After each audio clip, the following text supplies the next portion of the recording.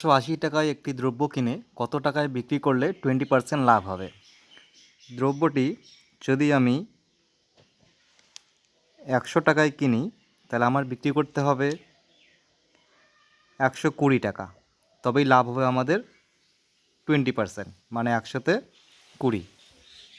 দেখো, খুব সাধারণ।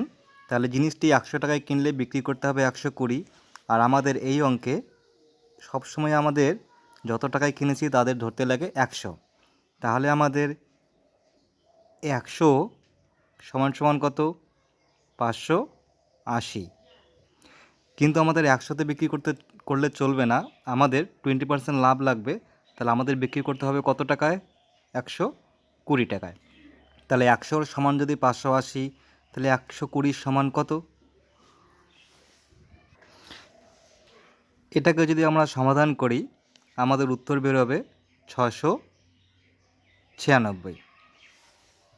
কিনেছি যা সেটা আমাদের 100, আর আমাদের লাভ করতে হবে কত? 20%, মানে 120-তে বিক্রি করতে হবে। তাহলে 100 যদি 580, 120 কত? সমান 696 কাটাকাটি করলে। এবার চলো একই অঙ্ক আমরা ক্ষতি নির্ণয় করব।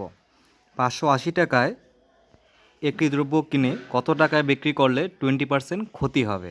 আমরা যদি 100 টাকায় দ্রব্যটা ক্রয় করে থাকি, আমাদের বিক্রি করতে হবে কত?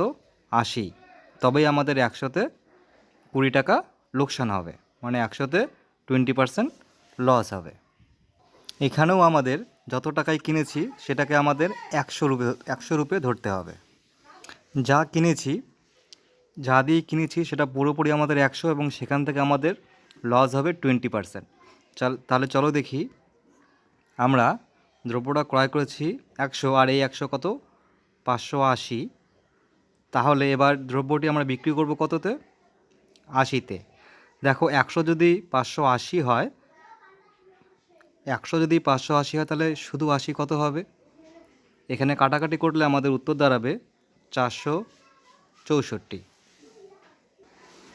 দেখো, 0 0 কাটা, 0 0 কাটা, 8 8 64, 4, 5 8 40, 4 6 46।